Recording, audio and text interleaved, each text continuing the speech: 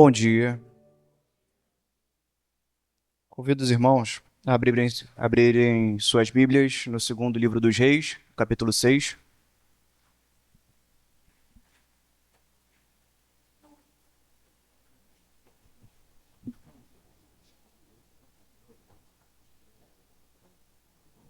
Segundo livro de Reis, capítulo 6. Vamos hoje refletir num pequeno trecho que vai do versículo 1 ao versículo 7.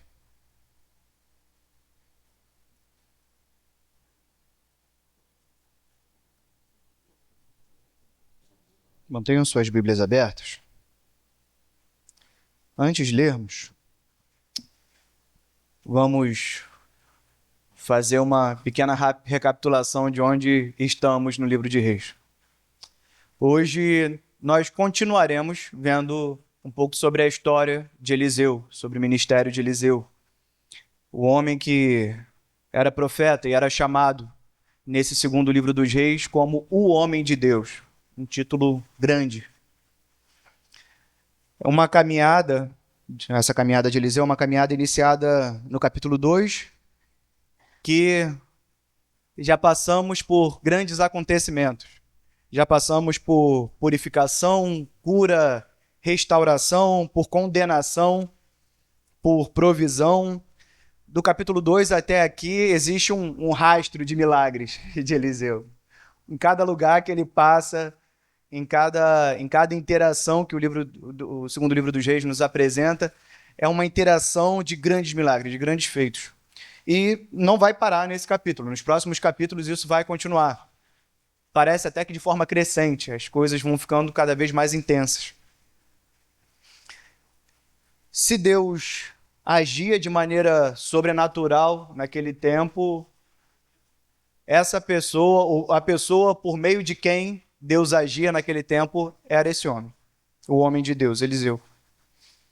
Mas, e quando Deus queria agir? Quando a obra de Deus naquele tempo era uma obra que não demandava o sobrenatural, o que acontecia? Quem estaria disposto, quem seria o canal de ação de Deus naquele momento, quando era uma obra natural, quando era uma obra que homens poderiam fazer? Quem queria ser conhecido como somente discípulo, ou servo, ou alguém leal, uma mão de obra leal nas mãos de Deus, e não como o homem de Deus, como era Eliseu? Quem queria ser visto como simples? Um simples servo nas mãos de Deus. A gente vai pensar um pouco sobre isso também. E a gente vai pensar, vai identificar, através dessa história que vamos ler, que a obra do Senhor demanda muitas coisas. Demanda, muitas vezes, atos sobrenaturais, mas também atos naturais. E ambos se comunicam, ambos são úteis nessa obra.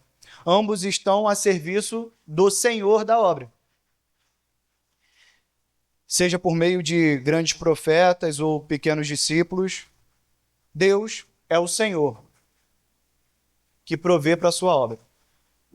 Todo o resto, todos os outros, são apenas servos. Só Deus é o Senhor. Vamos iniciar a leitura? Diz assim, do versículo 1 ao 3. Os discípulos dos profetas disseram a Eliseu: como vês, o lugar onde nos reunimos contigo é pequeno demais para nós. Por que não vamos ao Rio Jordão? Lá cada um de nós poderá cortar um tronco para construirmos ali um lugar de reuniões. Eliseu disse: podem ir. Então um deles perguntou: não gostarias de ir com os teus servos? Sim, ele respondeu.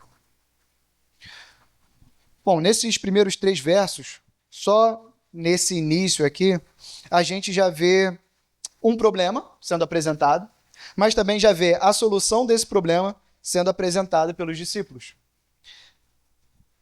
Os discípulos, como homens tementes a Deus, diferente do último servo que vimos no capítulo anterior, Geazi. Nesse capítulo aqui, os discípulos são homens fiéis e tementes a Deus. Eles tinham cuidado de agir na obra de Deus. Eles estavam dispostos a trabalhar em prol do crescimento do reino, como alguns destaques no texto nos apontam. Primeiro, eles estavam atentos às necessidades e davam apoio à liderança do seu Senhor. Como podemos ver isso? Eles, quando chegam até Eliseu, as primeiras palavras que eles dizem ao apresentar o problema é como vês? Como vês, e apresentam um problema. O lugar que nós estamos é pequeno demais para nos reunirmos. Ou seja, o problema que eles trazem a Eliseu é um problema óbvio. É um problema que estava evidente. Mas, apesar de mostrar que o problema era óbvio, eles queriam levar esse problema até Eliseu. E não só levar esse problema até Eliseu, como resolve para a gente, mas eles estavam dispostos a trabalhar em prol da solução desse problema. Eles, inclusive, é importante perceber também que eles não agiam com tristeza ou insatisfação por terem esse problema, tendo em vista que Eliseu era o responsável pelo grupo. Pensa, existe um problema, existe um responsável pelo grupo, e você chega para esse responsável e chega para ele apresentando o problema e diz: bom, como vês, como você já está vendo, como está evidente para todo mundo, nós temos esse problema. Mas isso não é um sinal de insatisfação com a sua liderança. Muito pelo contrário, isso demonstrava a vontade deles em agir, em solucionar. E assim eles fazem, eles buscam uma solução para essa necessidade. Tanto que quando eles chegam até Eliseu, eles já sabiam o que fazer, onde fazer e como fazer. Eles já trazem o problema e a solução. Como seria bom se fosse sempre assim? Os servos trazendo sempre o problema e já trazendo também a solução. Já demonstrando que buscaram essa solução, já demonstrando que se esforçaram e não terceirizando o problema. Eles queriam, inclusive, se possível fosse, ser a solução do problema. E mesmo com todas essas coisas preparadas, com todo o plano traçado, eles estão, antes de tudo, sujeitos à autoridade do seu Senhor. A gente vê que essa proatividade deles, essa vontade deles de resolver o problema, identificar e resolver o problema, não faz com que eles ignorem o seu Senhor. Muito pelo contrário. Eles têm o cuidado de levar ao seu Senhor a solução e têm cuidado também de escutar do seu Senhor a resposta à solução que foi apresentada. Tanto que eles só partem depois que Eliseu diz: podem ir. Eles não apenas obedecem ou podem ir, mas eles se alegram também na presença de Eliseu. Eles pedem a permissão a Eliseu, mas também pedem a ele: vamos conosco. Não gostarias de ir conosco? Executar esse trabalho? Eles não viam Eliseu como um senhor severo e distante, como poderia ser visto. Um homem que faz o que Eliseu fez, tanto em termos de milagres, quanto em condenações, poderia ser visto como um homem a ser temido. O homem de Deus. O homem que curou a lepra de Naamã, mas também um homem que condenou Geazi. Mas eles queriam esse homem perto deles. Eles confiavam nesse homem. Era um homem confiável e próximo. Toda essa descrição das decisões dos discípulos, em todas elas, vemos servos fiéis cumprindo o seu ofício. Eles servem e, em momento nenhum, pensam em serem servidos. Eles, inclusive, arrumam um trabalho para si. Eles identificam problemas e criam soluções e se empenham na aplicação da solução. São homens humildes e proativos. O que também vemos em Paulo.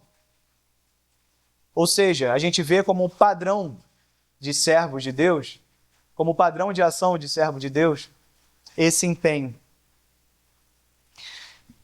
Paulo ensina que o trabalho e a entrega estão relacionados com o amor por Deus, pela obra e pelos irmãos que estão na obra. Paulo, no segundo livro, na segunda carta aos Coríntios, capítulo 2, versículo 15, diz: assim, de boa vontade, por amor de vocês, gastarei tudo que tenho, e também me desgastarei pessoalmente. Visto que os amo tanto, devo ser menos amado? Ou seja, Paulo demonstra o seu amor por eles e demonstra como resultado desse amor, como fruto desse amor, a entrega de tudo que ele tem, a entrega dos seus bens, a entrega do seu tempo e a entrega de si. Paulo diz: eu me desgastarei por vocês, eu me entregarei. Isso é um sinal nítido de quem trabalha na obra, mas de quem ama a obra antes de tudo. Se não houver o amor, é simples cansaço. Se não houver o amor à obra, aos irmãos, ao Senhor da obra, é uma entrega vazia. Paulo demonstra: é necessário que haja amor para que faça sentido toda a entrega. E vindo agora, saindo da obra dos discípulos, nós vamos para a segunda observação, que é a obra de Eliseu. Vamos pensar apenas no versículo 4, por enquanto. Diz assim: e foi com eles, e Eliseu foi com eles. Foram ao Jordão e começaram a derrubar árvores. Ou seja, o trabalho aqui inicia efetivamente.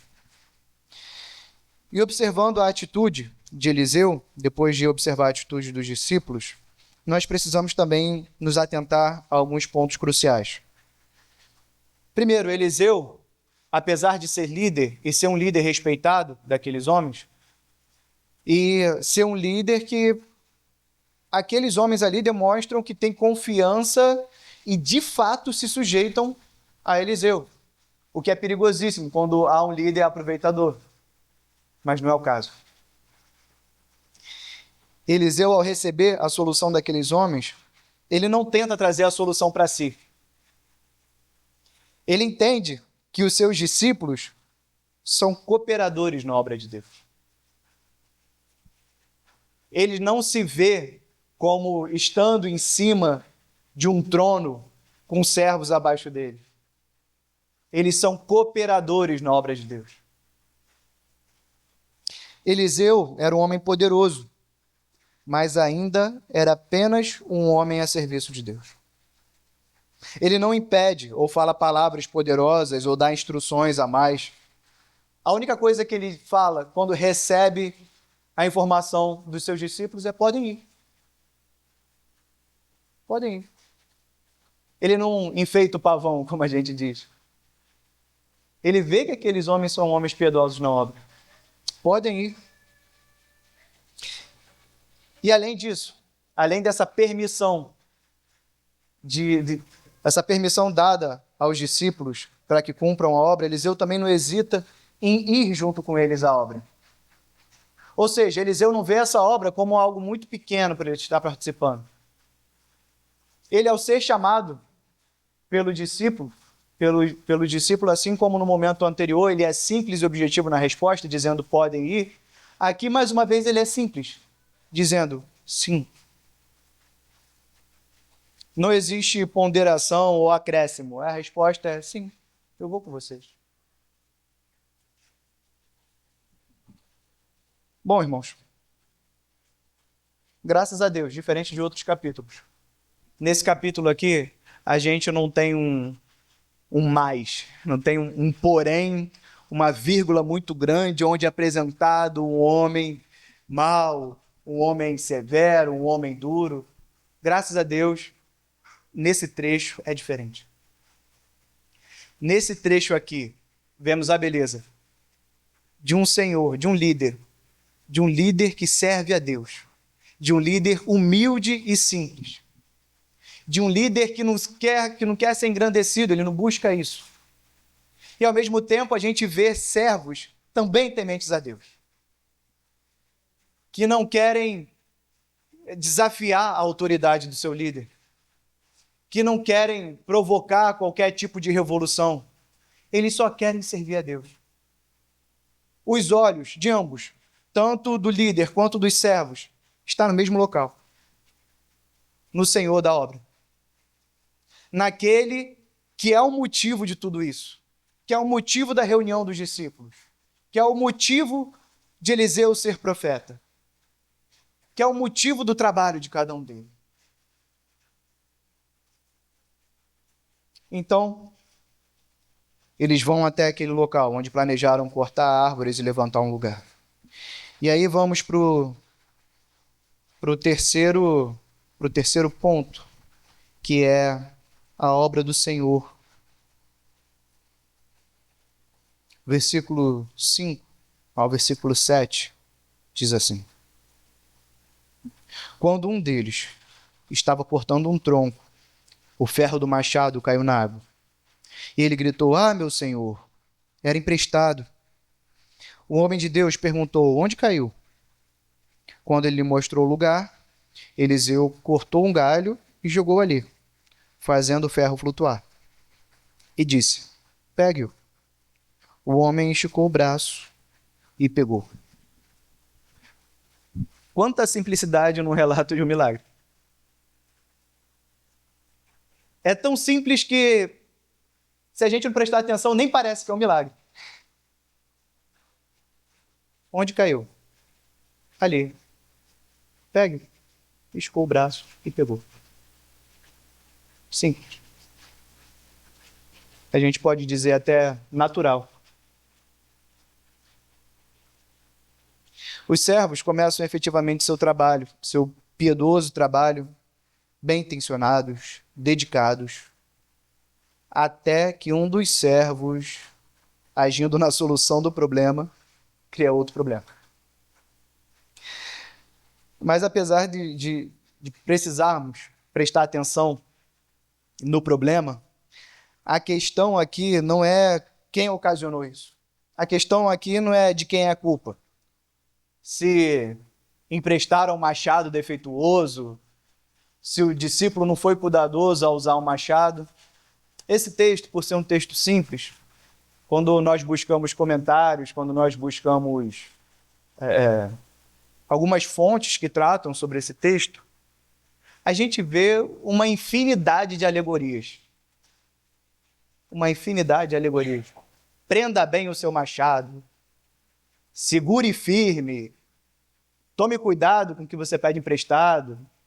E assim, até o infinito você vai ouvir isso. Mas esse não é o ponto do texto, meus irmãos. Assim como aconteceu na primeira parte do texto, a solução de um problema, nessa segunda parte também existe um problema e a solução. Uma solução adequada. E esse é o ponto. Tão certo quanto o fato de que homens podem ir numa região onde tem árvores, cortar madeiras e erguer um lugar, tão certo que Deus, que o Senhor, pode fazer uma peça densa de ferro flutuar do fundo do rio até a superfície da água. Tão natural quanto um é o outro. Basta que o Senhor da obra permita. Basta que o Senhor da obra queira.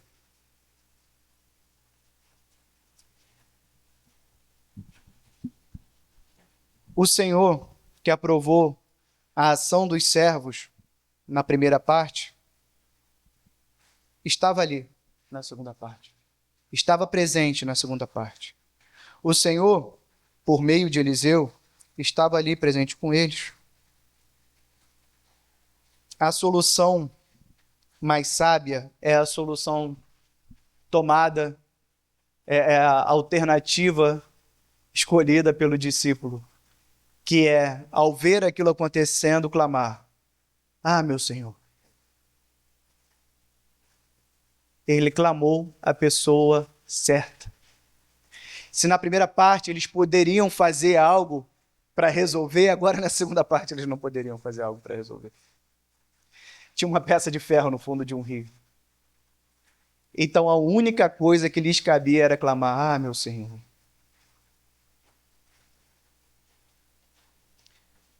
Os discípulos ali, eles se referiam a Eliseu. Porém, não podemos esquecer que aquele era o homem de Deus, tratado assim nesse livro. O homem através do qual o poder de Deus se manifestava de forma sobrenatural. E isso era natural para os que andavam com ele. Pense, irmãos. É estranho a gente ver homens clamando a outro homem por conta de uma situação dessa, mas aqueles homens eles viviam próximos a Eliseu. Então imagina quantas coisas eles já viram. Eles já viram eles já, se não viram, souberam da multiplicação de um azeite de onde não tinha azeite, da purificação de uma água que era impura, da purificação de uma comida que matava, da purificação de doenças. E assim vai. Nós temos esses relatos no segundo livro dos Reis, mas pode ser que outros relatos também tenham acontecido naquele momento, que o autor aqui não nos diz, não sabemos. O que sabemos e o que aqueles homens sabiam, e sabiam por ver, sabiam de maneira prática, é que Deus agia ali. Deus agia por meio daquele homem. Cabe aos servos de Deus clamarem pela ação de Deus, que vai além das nossas possibilidades. Não de forma fria, mas de forma natural. Porque Deus fez todas as coisas. Deus formou a natureza. A natureza é obra de suas mãos. Se algo é sobrenatural para nós, porque não obedece, de acordo com os nossos critérios, às leis da natureza, precisamos lembrar que essas leis foram definidas por Deus. Então, nada é difícil para Deus. Esse milagre, assim como os anteriores, ele é direto. Em todos esses milagres que citamos aqui, nós vemos que Eliseu ele age de maneira bem simples e às vezes de alguma forma que a gente não consegue explicar muito bem. É a farinha que ele coloca num ensopado e aquele ensopado é purificado e a gente não entende o que tem a ver a purificação com a farinha.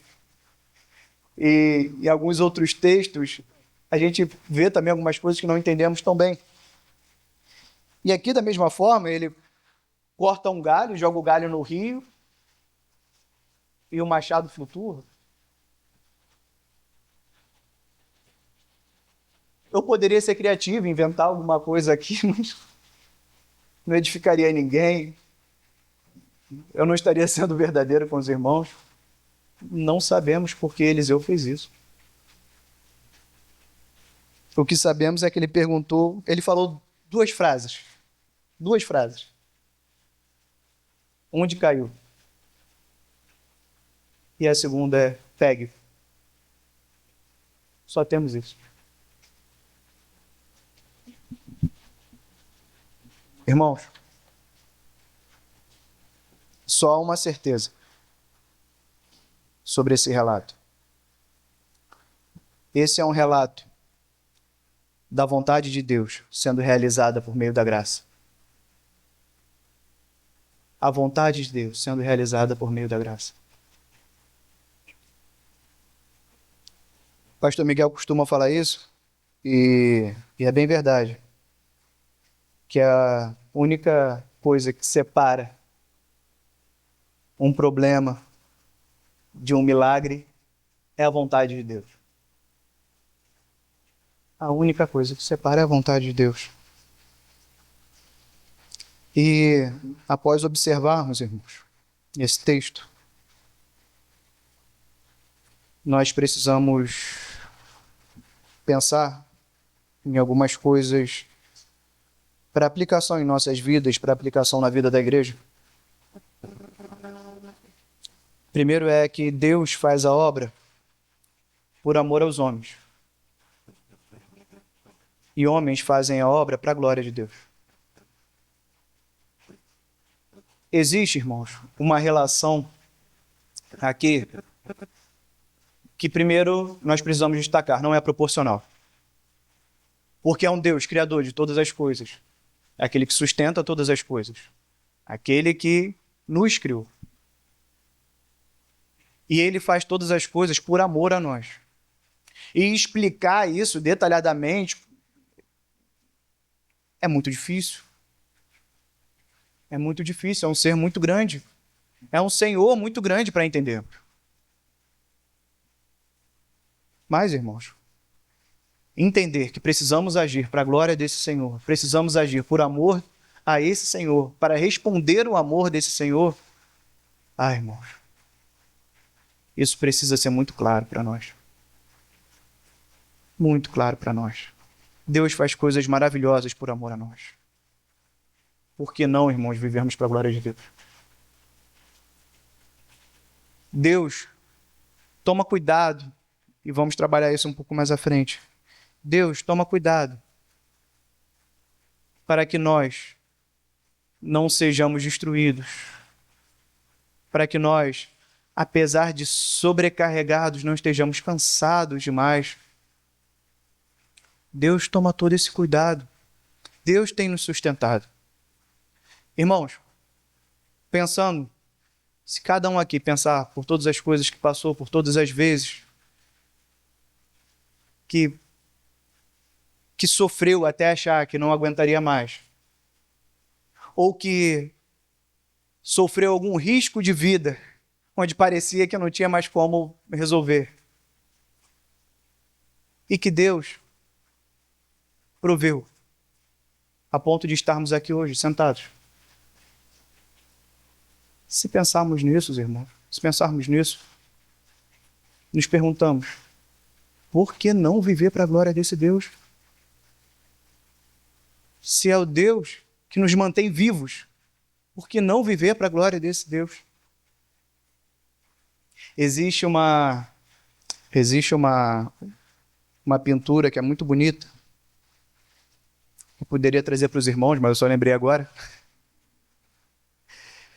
Que é a pintura que ela retrata Cristo na cruz e o soldado perfurando o lado de Cristo. Mas enquanto o soldado perfura o lado de Cristo, Cristo sopra o fôlego de vida no soldado. E é assim que vivemos, irmãos. E é assim que muitas vezes vivemos. Como diz Pedro na sua pregação que foi exposta aqui no último domingo, os pecadores, aqueles que não se arrependem, eles vivem como aqueles que mataram o autor da vida. Irmãos, precisamos entender que Ele é o autor da vida e a Ele devemos nossa vida. Como Paulo disse, devemos entregar tudo o que temos a essa obra, mas também temos que nos desgastar.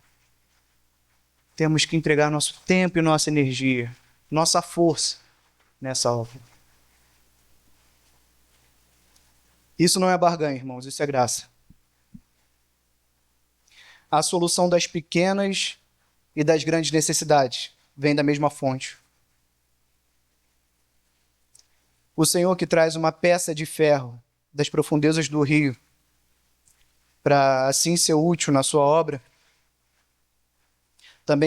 também traz homens mortos na profundeza do abismo para a vida, para serem úteis no serviço do seu Senhor. Irmãos, outro ponto que devemos nos atentar nesse texto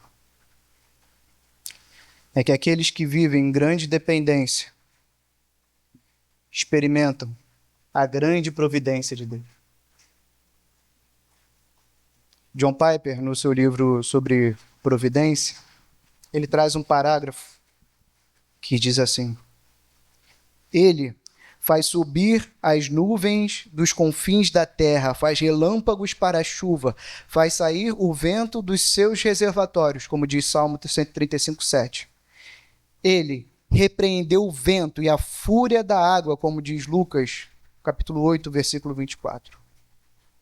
E isso não é poesia que se refere a processos naturais sem Deus. Isso é a providência pessoal de Deus. Deus não quer que vejamos a nós mesmos ou qualquer parte do seu mundo como dentes da engrenagem de um mecanismo impessoal. O mundo não é uma máquina que Deus fez para mover-se sozinho. Nós temos um Deus que se relaciona com a sua criação e que se relaciona individualmente com cada um de nós. Deus sustenta todas as coisas e cada uma delas.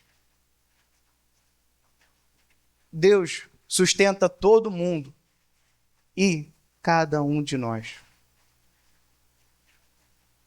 Irmãos, ele providencia o machado para o trabalho, mas ele providencia também a moeda na boca do peixe.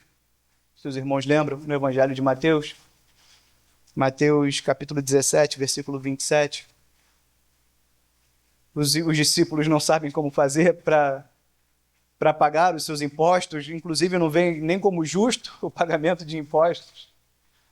Mas Jesus providencia para eles. E traz da boca do peixe uma moeda, de maneira simples.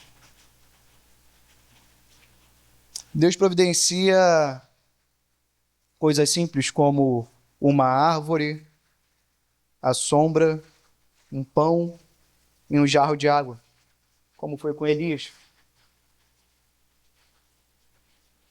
Ele dá a cada um conforme a sua necessidade. Pense, irmãos, que esse Deus não é um Deus que vê o todo sem ver cada um, porque o machado não serviria para os apóstolos para pagar os impostos. O pão e a água não serviriam para os discípulos de Eliseu, precisavam de um machado para cortar a árvore. E a moeda não serviria para Elias, que estava com fome e com sede no sol. Ele dá a cada um conforme a sua necessidade. O cuidado é pessoal. Assim como a Terra e os demais planetas dependem de Deus para girarem em torno do Sol e serem sustentados no universo, nós dependemos de Deus para abrir os olhos pela manhã. Não é diferente, irmão. Não é diferente a ação de Deus na maior das estrelas em nós. É tudo por amor. É tudo por amor à sua criação. É tudo para a sua própria glória. É tudo para a edificação do seu reino. E por que não atuarmos nessa grande obra? E por que não sermos úteis nessa obra? E por que não identificarmos o que essa obra precisa? Pensarmos em como agir nessa obra e, de fato, nos empenharmos nessa obra. Por que não? Por que não clamar a Deus quando queremos servir melhor nessa obra e não sabemos como?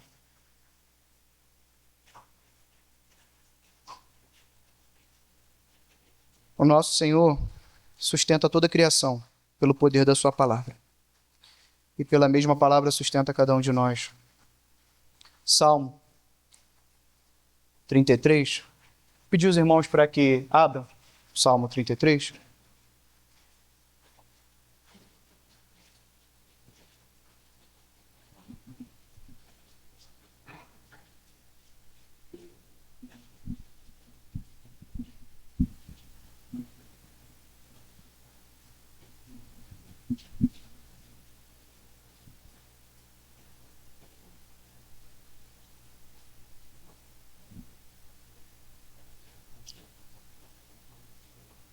Diz assim, vou ler primeiro do 6 ao 9, diz assim: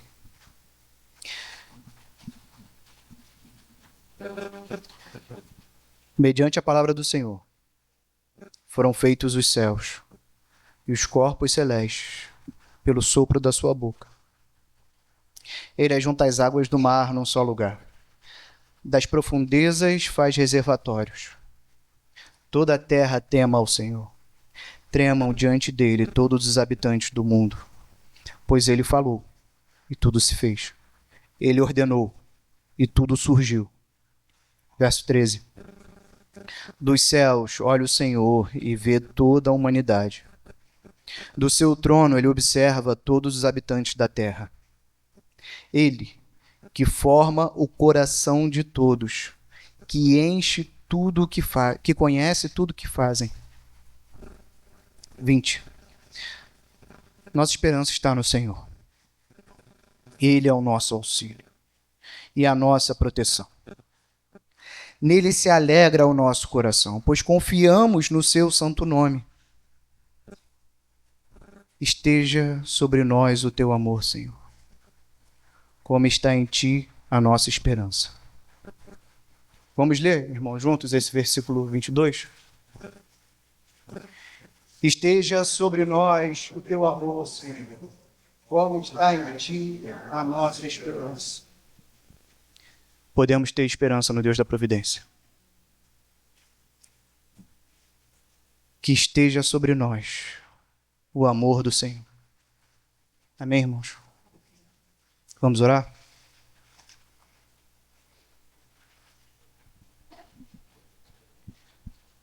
Santo e amado Deus, Pai, obrigado pela tua poderosa palavra. Pai, obrigado, Senhor, porque o Senhor tem falado aos nossos corações e tem demonstrado, Pai, que a tua obra segue. Mas não apenas isso, Pai, que nós, teus servos, podemos trabalhar nessa obra. Que nós, teus servos, receberemos a tua providência, Senhor, nessa obra. Que nada, Senhor, nos faltará.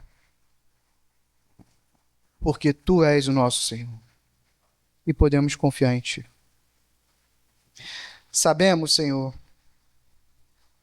que se faltar, Senhor, alimento, o Senhor nos sustenta. Se faltar dinheiro, o Senhor nos sustenta. Se faltar, Senhor, a forma de trabalhar, ferramentas para trabalhar, o Senhor também nos sustenta. E não há nada que seja difícil para o Senhor, Pai. Então peço, nos sustenta, Pai. Nos mantém de pé, Pai. Firma os nossos pés, Senhor, para que nós possamos continuar a caminhada na tua obra, Pai. E que nós não busquemos, Senhor, andar em qualquer outra obra, Senhor, ou buscar qualquer outro Senhor, ou trabalhar para alguém que não nos dê essa esperança, Pai. Mas que em tudo que façamos, Pai, em tudo que façamos, do nosso serviço, em nossas famílias, Pai, dentro das nossas casas, com os nossos amigos, Senhor, que amamos e compartilhamos todas as coisas, com aqueles que trabalham junto conosco, Pai, no nosso ofício, Senhor, no nosso estudo, Senhor, que todas essas coisas estejam apontadas para o mesmo lugar, Pai, que seja a tua glória, Pai, que não percamos o nosso alvo, Pai. Em nome de Jesus, Pai, capacita-nos, Pai, para que nós possamos trabalhar para Ti cada vez melhor. Dá-nos trabalhos melhores para Te servir melhor. Dá-nos, Senhor, vida para Te servirmos melhor. Dá-nos força, Pai, para Te servirmos melhor, Pai.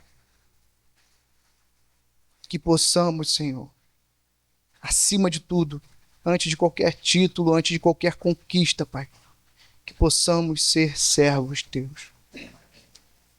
Essa é a nossa maior conquista, Pai. Te servir, servir ao Senhor do universo. Assim oramos, Pai, em nome de Jesus. Amém.